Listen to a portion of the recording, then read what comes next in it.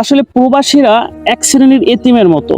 তারা অসহায়, তারা হত দরিদ্রের মতো।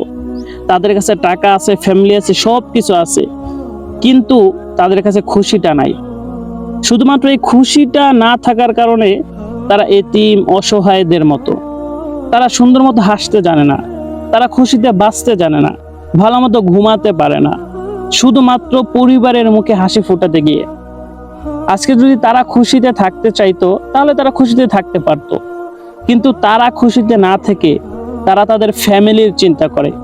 ফ্যামিলির চিন্তা করে তারা হাসতে পারে না, ভালো মতো খাইতে পারে না, ঘুমাতে পারে না, নিশ্চিন্তে থাকতে পারে না।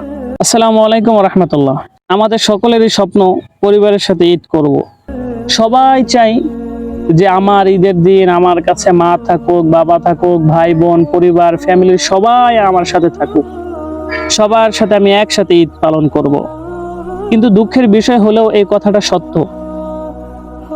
এমন কিছু পরিবার মেম্বার আছে বা ফ্যামিলি মেম্বার আছে যারা সকলের মুখে হাসি ফোটায়, কিন্তু নিজেরা কখনো হাসতে জানে না, নিজেদের মুখে কখনো হাসি ফোটে না।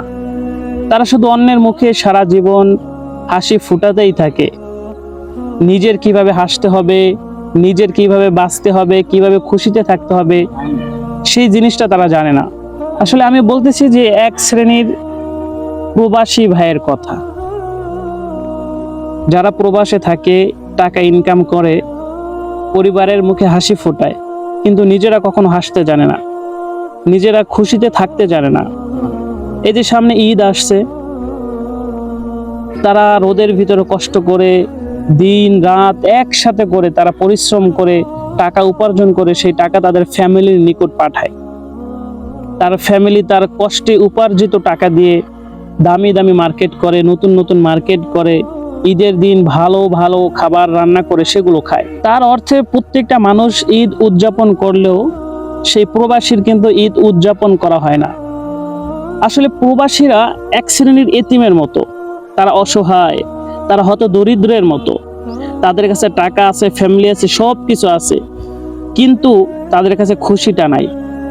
শুধুমাত্র এই খুশিটা না থাকার কারণে তারা এতিম অসহায়দের মতো। তারা সুন্দর মতো হাসতে জানে না, তারা খুশিতে বাঁচতে জানে না, ভালো মতো ঘুমাতে পারে না, শুধুমাত্র পরিবারের মুখে হাসি ফোটাতে গিয়ে। আজকে যদি তারা খুশিতে থাকতে চাইতো তাহলে তারা খুশিতে থাকতে পারতো, কিন্তু তারা খুশিতে না থেকে তারা তাদের ফ্যামিলির চিন্তা করে। ফ্যামিলির চিন্তা করে তারা হাসতে পারে না, ভালো মতো খাইতে পারে না, ঘুমাতে পারে না, নিশ্চিন্তে থাকতে পারে না।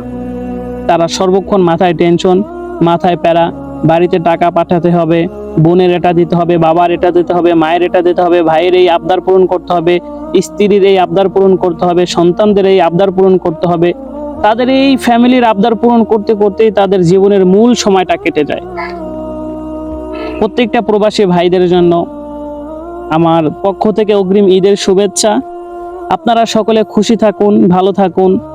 আপনাদের জন্য ঈদের অনেক অনেক অনেক বেশি শুভেচ্ছা রইল। আসলে আমি প্রবাসীদেরকে যত ঈদের শুভেচ্ছা দেই না কেন, এই শুভেচ্ছায় তাদের কিছুই হবে না। বরং এই শুভেচ্ছা না দিয়ে আমি যদি তাকে তার ফ্যামিলিদের কাছে নিয়ে আসতে পারতাম, তাহলে তারা এই শুভেচ্ছার থেকে অনেক বেশি খুশি থাকতো। তাদেরকে টাকা না দিয়ে যদি তাদেরকে ফ্যামিলির কাছে রাখা যেত, তাহলে তারা অনেক বেশি খুশি হইতো।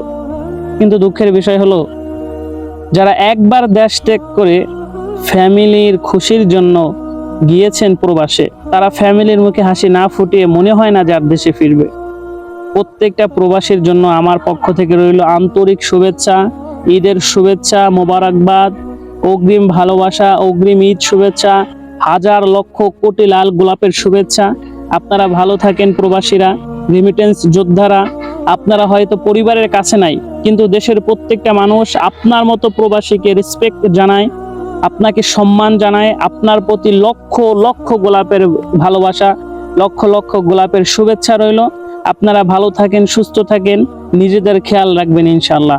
আসসালামু আলাইকুম ওয়া রাহমাতুল্লাহি ওয়া বারাকাতুহু। ধন্যবাদ প্রত্যেকটা প্রবাসীকে।